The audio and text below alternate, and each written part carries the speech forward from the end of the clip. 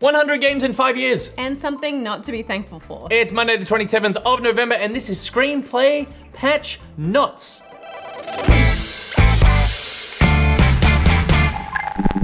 I'm Steph. I'm Nick, and here's some news to start your week. Doom has loot boxes now. Well, no, not really, but a modder by the name of Rip and Tear has made a mod in Jest that adds loot boxes to the original Doom. So basically it's the same game except weapon drops are occasionally replaced with loot boxes. So weapon drops are few and far between with this mod that he's added, which means you then have to go into the menu and purchase a loot box for real money. And real money. Well, real money. It's a fake marketplace. It doesn't connect to any kind of server, but it's a clever way to, I guess, satirize the whole loot box drama that's happening right now. Yeah, I mean, it also goes to show when you put this sort of stuff in a game that affects gameplay, that is very detrimental to the game. Because even though it is just kind of stupid, at one point I was watching a playthrough and the guy runs through and the first loot box he opens up, there's no gun in there, there's just a pair of night vision goggles. And so you go, well, this is useless, I can't use this at all, and that's exactly how we all feel every time we open up a loot box and it just has like a Symmetra skin. Because I don't play Symmetra, so who gives a shit if I get a Symmetra skin? And then of course it's worse if it's Star Wars. But continuing with the microtransaction debacle, it's now ignited in the FIFA 18 community. A Reddit post, campaign, and subsequent change.org petition is gaining traction across the internet called #FixFIFA. Microtransactions aren't new to FIFA games, which uses an in-game currency for their popular Ultimate Team system. However, players are finding the drop rates entirely unfair, requiring the spending of real money a necessity to be competitive. So this has been like an issue in FIFA for ages.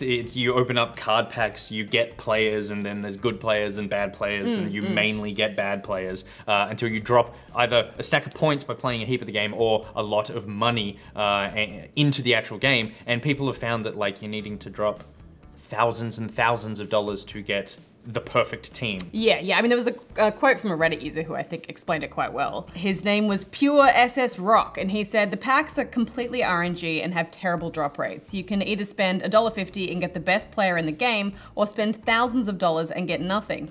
People with the best team in the game have spent a whopping $8,000 plus to acquire it, which is absurd, especially for a yearly game. So what he's saying there is you can spend $1.50 and you might get the chance of getting the best player in the team, or you might get nothing. Yeah. Or you could spend $8,000 to eventually get, the most pimped out team that you can play with and be super competitive with. I mean, it's interesting because this is the Hearthstone thing, right? Because this is a collectible card game within FIFA. The thing is that it doesn't work if you can just buy these players. Like, it does not work if you can just spend $1 to get, Messi or Ronaldo or something.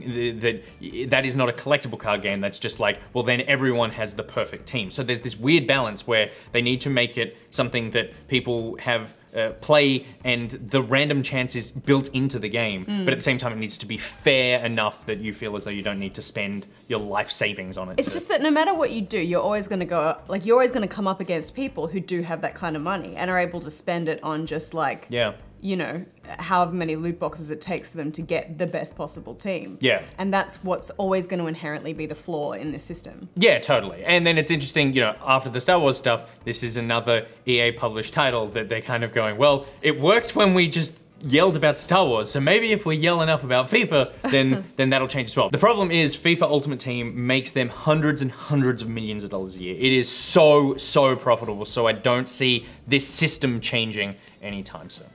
All right, well, a guy has challenged himself to make 100 games in 5 years, and by Jove, he's done it. It did in fact take aspiring game designer James Cox 5 years, that's the time frame he set for himself, to create 100 video games. He wanted to see if game design was a viable career choice and figured this might be the way to do it. It was also the best idea 2012 me had, he said. All of the games are available on his website, justdeleteIt.com. I love that he's like, this is the best idea 2012 me had. That's such a good reason to do anything. But he stayed with it though, even if at some point he was like, maybe like 2015 me says, this isn't such a great idea, but I'm gonna persevere with it. He actually came out and said that that he thinks that if someone wanted to, do this themselves, 20 games is probably enough.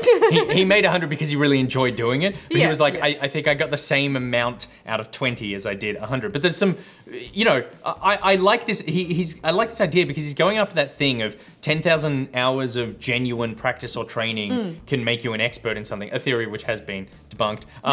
But it's also just a total experiment in like your brain and the kind of games that he makes, because there's some weird shit that he did. Yeah, I mean, he basically solo game jammed for 5 years, and So they get twisted. There's one that I thought you would like, and it's called Moist Curds. Why? And it's described as an ASMR journey about a tooth having tooth problems. It started off so tiny. The tooth. And you wear headphones with it, and the sounds are kind of weird. And so the tooth is like having such tooth problems that moist curds still hurt it when it chews? Is that the idea? Yeah, I think that's all that can be consumed. Oh, right, okay. And, but it's all the just... tooth kind of, you know, he goes about the mouth and encounters nightmarish things. It's very weird. I had no idea that you did this because I found a game in that list for you. Did you? Yeah, cat licker. Did you see cat licker? No. It's just so gross. You run around, you pick up cats, and then you go, and your tongue looks like a dick, and you just lick those cats, and then it's how many licks on a cat you get. I don't know if you can win. It's so disgusting. Is it like The Simpsons where you get like the toad poison and then you go a bit crazy afterwards? No, it's like that before you've licked a single cat. You're crazy before you've licked one cat. And finally, in headlines, it looks like Hellblade Senua's Sacrifice has turned a profit. Ninja Theory's game has sold over 500,000 copies and made over $13 million in revenue. The game took 20 people 3 years to make, and while they expected to be profitable after 9 months, it took them merely 3. You must be thrilled. I am stoked. I think it was such an incredible game, and it really is, like, they're happy to describe themselves as kind of a middle ground game. They're not indie, but they're certainly not AAA either. Yeah. But they've released a bunch of dev diaries that sort of talk about this, and in Dev Diary 30, they explain that, you know, it was a big combination between, you know, the length of the game and the price point. So pricing at $30 US, Yeah. and for people to be able to see that the game was sort of around 8 hours long, they're like, hey, that's really good value for money. Even if it's not like AAA quality, I'm still gonna be getting a really good experience out of this, and it's a unique idea. And then Well, I would say it is AAA quality almost. Like it's just the time, the length is shorter. But I haven't played it. Yeah. I would say some of the structure of it and the design is quite repetitive. Right. Okay. So I would say that's my main negative with Right, it. yeah. That stops it from kind of being of that caliber. But the concept and the execution, you know, of the story and everything completely like lifts it. Yeah. You know. Well, the amazing thing about it is that they basically self-funded this thing. They had a grant from like a UK tax relief grant situation thing. But the rest of the money for the game came from Ninja Theory saving up from years of work for hire projects. So they worked on like Disney Infinity and stuff, paid the employees, but then just put a kitty aside of this cash for years and years to build their dream game. Like it's a really beautiful story that like, obviously not every developer has the luxury to be able to, you know, save that sort of money. But Totally. I love the idea of there being this middle ground between indie games and... Yeah, and they had zero marketing budget, right? Yeah. So what they did was create these dev diaries as a way to kind of get the word out about their game and hope that it would catch on and that the fans through word of mouth would be like, this game looks like it's gonna be awesome. And you know who filmed those dev diaries? Melina Juergens. I don't know who that is.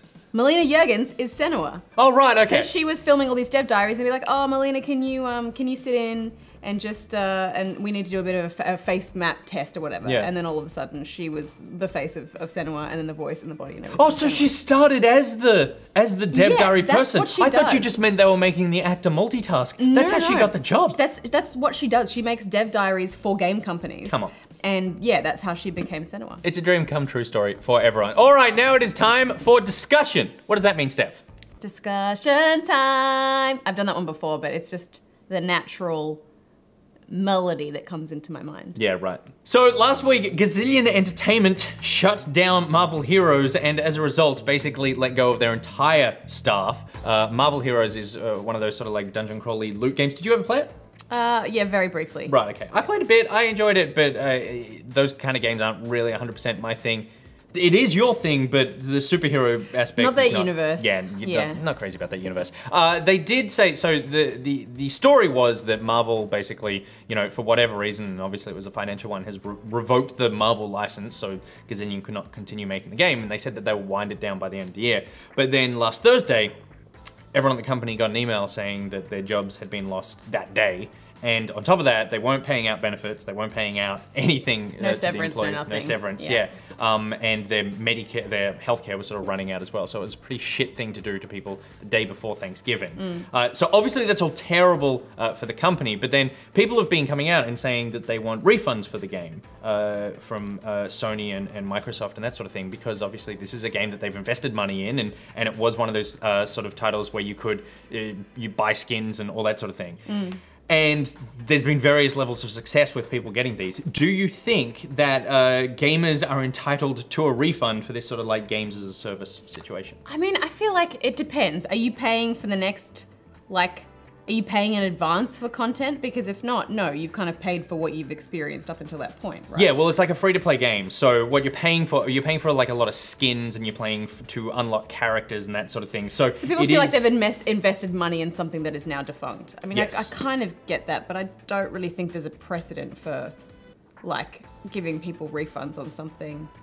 Yeah, because particularly... It's tricky, isn't it? It is hard. I mean, the other thing is that like, I guess think about, like, if Hearthstone suddenly just disappeared and you're like, hang on, I've invested that much money in Hearthstone and I now no longer have those cards or anything to do with them. It's just that they've gone into the ether. I guess maybe... But that's the blood pact I signed with Blizzard. that's just the thing that you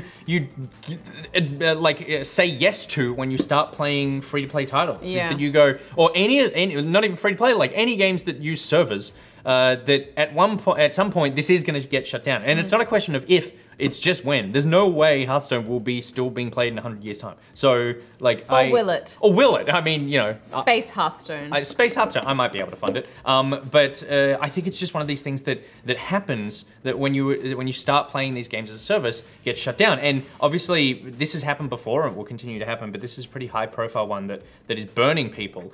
Do you think that we're entering this new era, right, where a lot of games want to turn into games as service? Do you think that it's on the company, the developer, to start giving people more transparency as to where the game is? I was just about to say, maybe it's like a time frame thing. Maybe if you have made purchases in the game within a certain time frame of the game shutting down, then you're entitled to a refund on those things, because it's like you've never had a chance to really experience the benefits of that purchase. Like within a month or something. Yeah, but if you purchased something a year ago for the game and the game's shutting down now and you're like, I want my money back, I don't think that's fair. I'm a big believer in the idea that anytime you have these sort of microtransactions or whatever, when you're using them and buying them, what you're buying is the right to be able to play whatever you just bought now. And so you get your use out of it. And obviously, you know, it sucks when they shut this stuff down, but it's like you said, it's not like you pre-ordered something, you didn't get it. You got it, you played with it, you're not allowed to play with it anymore, and that sucks, but you kind of knew that was the situation going in. And also, asking for refunds from people like Microsoft and Sony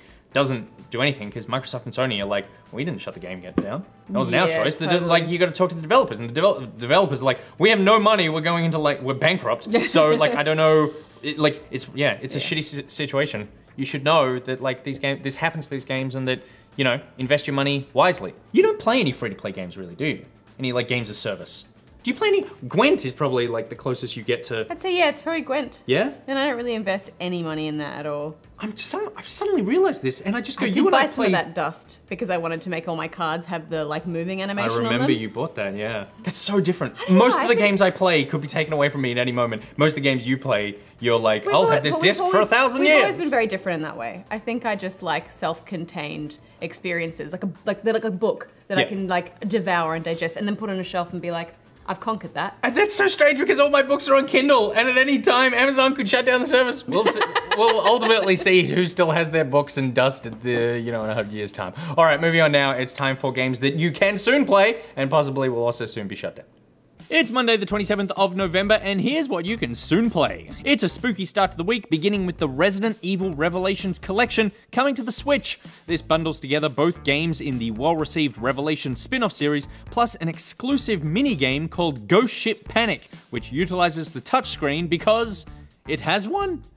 On the 29th, Black Mirror has you walking the halls of Black Mirror Castle and wrestling with your sanity. This modern reimagining of 2003's gothic horror series looks like it's got plenty of genre tropes, including ghosts, haunted houses, and an old Scottish man with a very large nose. After all those scares, perhaps you need a hero? I need a superhero! LEGO Marvel Superheroes 2 has you covered and then some. It's going handheld on the Switch, where I'm sure it will feel right at home. And so will Battle Chasers Night War, a dungeon crawler with classic JRPG design and gorgeous art and animations. In a surprisingly deep turn-based combat system, shirtless men in boxing gloves take on knights and giant mechs like it ain't no thing. The blood and viscera in Doom was enough to earn it an R18+ rating in Australia, and now you can add vomit to the mix because it's going VR. As a cybernetic survivor, you must punch and chain gun your way through hell on Mars in the virtual world while simultaneously trying to not trip over cables in the real one. Apparently there's a beauty to Xenoblade Chronicles 2, but you can check it out on the Switch on the 1st of December. That's what you can soon play. What are your picks? Let us know in the comments. All right, that is what you can soon play. Stephanie, what is your pick for this week? I like the sound of Black Mirror. It sounds spooky and psychological, but it could also be quite bad. Wasn't what I was expecting you to say. My pick, look, I'm gonna say something. I think you're wrong. Did you know? That it's gonna be quite bad? No, I think your pick is wrong. I think there's a game on here that you will enjoy more. And I think it's the game that is my pick for the week. It's on the Switch, Battle Chasers Night War, which is the worst title for a game ever, but it is a sort of top-down-ish dungeon crawling loot game that is like, it's not Marvel Heroes, it's not superhero, it is the genre that you like, and apparently it's really, really good. Yeah, and okay. a lot of people have kind of slept on it, and it's just the most generic name ever. It just feels like it's a mobile game. What do you mean a lot of people have slept on it? Like it's not getting the sort of like attention that it deserves. We've slept on it. We've gone like, oh, we're gonna sleep through it. Like I it's thought there you and it's meant like they've played it and been like, that's not that great, and then they've slept on it and been like, oh. Oh right, okay. They'll go, oh, maybe it was right. No. Which isn't convincing me. Yeah. But I think you would really Just enjoy play it. this, have a sleep, think about it. Think about and it. decide if you like it or not. Wake up in the morning and then tell me that I'm wrong. So that's my pick. That's your pick. What's your pick? Let us know in the comments. And now it is time for competition time. The prizes! It's prize time! On last week's episode of Screenplay, we gave you this picture of me, Nick, and little Will all looking at something very shady on our phones. That's right, we wanted you to weave your Photoshop yarn through it, and weave you did. There were winners and there were runners up. Everyone's getting a prize this week. Yeah, we had some extra, I said mouses on the show, but I believe the plural of mouses is mice. Is mice. Ebertech had some mice that they wanted to give away to the lovely runners-up because they were like, these people deserve prizes too. So let's start with the runners-up and then go to the winners, because doing it the other way around would be a big anticlimax. The first runner-up. Oh, what were you? Were you gonna choke me? I was just gonna say, I wasn't gonna choke you. You went like this. I was miming the mouse. I feel like saying mice Yep. as plural for an inanimate object for some reason feels weird, and that's why I'm just very paranoid about it. Well, I'm paranoid that you want to kill me. I don't have poor grammar. The first runner-up. Tyron Carboon. Carboon, I think that's how we pronounce the last name. See, I like this one. So apparently, everyone on the Screenplay team is crushing on each other. All right. I like the look of you and your mustache. You look like... I look pretty hot with a mustache. It was a good look. You like the look of me and my hot bod, where I'm ripped with enormous nipples. But this isn't fair because, like, we are both in love with versions of each other that don't exist. That's it. You know what I mean? That's not the real you. That's right. No, you don't know that. I could be like Ned Flanders. I take my shirt off and I have an amazing body underneath this weird, dumpy, lumpy little thing. But then my favorite is Will. Who is this sexy guy? He's looking at himself. Very adorable. It's true. So well done, Tyrone, for seeing truly into Will's dark soul. By the way, a surprisingly huge amount of people Photoshop Will looking at Miles. Oh yeah. And we're about to see that. Ship them. With the next one from Darcy Van Kuke, I want to say. Oh, well, this is accurate, isn't it? You're looking at a picture of Banjo. Yep. I'm looking at a picture of Scotty. Yep. And Will's looking at a picture of Miles. Yeah, because he loves Miles. Maybe because Miles is British and he comes from the land of Doctor Who. No. Fan theory. So the reason. Fan theory. Yeah. You know what that is? What? That's Will's kink. Oh. He likes like bad teeth and pies. Miles has got great teeth. No, I know, but most British people don't. Third runner-up. Meredith Bell, on behalf of Angus, I believe, a son, possibly a nephew. This is great. But this is very creative. It's photoshopped us as paparazzi, taking photos of Miles in the stupid, sexy Flanders Hearthstone tights. Flanders is coming up so much this well, episode. just because it looks like he's like doing exactly what it is, doing yeah. the nothing at all. Totally. And you and I pretty upfront about our love for Miles. True. And true to form, Will secretly in the bushes. I feel like I'm the best Pap in this photo because I have spawned from like nothing, you know? Right, like you've I've appeared. just appeared behind him. Yeah, that's true. But I feel like you have the worst angle because all you're seeing is the back of his head. That's true. The best angle would be the front angle, really, because then you get the full package. That's true, and that's where Ew. I don't want to think about Miles like that. And that's where Angus put it. And then the last runner-up, which to me could have been a winner, Lucas Travis. Wow. Screenplay's Hidden Agenda. I mean, This is so cool. I have to assume that Lucas drew these. Yeah. And they're amazing faces. Yeah. And we're all looking at, so I'm playing Hearthstone, and you're looking at the weird hairless serial killer guy, all in our Samsangs. And Samsung phones. Will's Googling how to grow facial hair.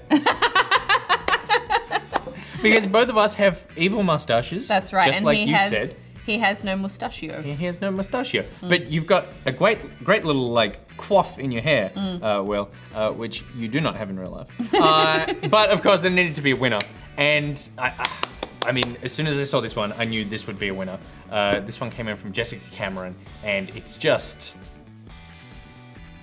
It's so good. It's such a good marriage of the idea and the base picture together. Yeah, and especially the way we're all holding our cards in this universe. It's just, I mean, like, also the fact that there's a bunch of dogs, we're all very excited about that. Yeah. Will is probably holding all of his cards, but underneath his cards, his phone is still there, and he's looking at a picture of Miles, because that is just apparently all Will does. But Jessica, I thought I this love was it. wonderful. I love it. It's very clever. I think we should frame it and put it up on the wall. So congratulations, Jessica. You win a mouse, keyboard, headset, and mouse pad from Evotech Custom Computers. And to all our runners-up, you get... Strix mouse. Or some kind of Strix mouse. Or Strix mice? Strix mices. What would we say? Strix mices. Congratulations to all of our winners. All right, now it is time for what you can see Screenplay doing this week.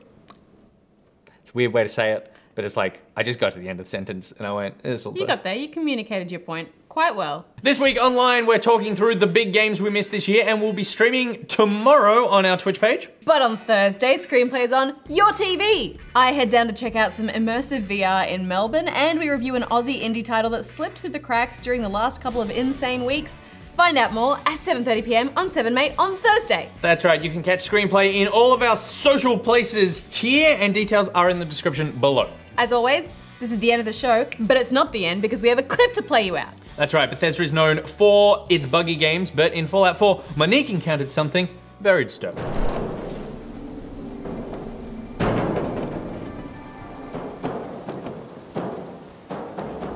It is, of course, the result of when a man and a barrel give in to their forbidden pleasures. I mean, that made me uncomfortable to watch, but more so when you said that. If you want us to run a clip of yours, then just send it in to us on Twitter using the hashtag ScreenPlayMyClip. That's right, you can send it to @ScreenPlayAU, @NickBoy, or @HexSteph. @NickBoy or @HexSteph. Goodbye. Bye. Mices. Mices. Just mice. I know, I just think mice for like multiple tech items, it just sounds weird. But what would you say if there was like a whole little army of mice running at you? Like, would you go, look at all the mouses? No, if they were real mice, Yep. then I would say mice. What if I they have were- an issue with the, you mean like an What if army? there are 100 computer mice coming Yeah, at you? I would be like, look at all those mouses. Are you ready for a new hidden agenda? Another hidden agenda. If I gotta go out, I ain't going out a liar. Then tell me the truth. It's better if I draw you a map.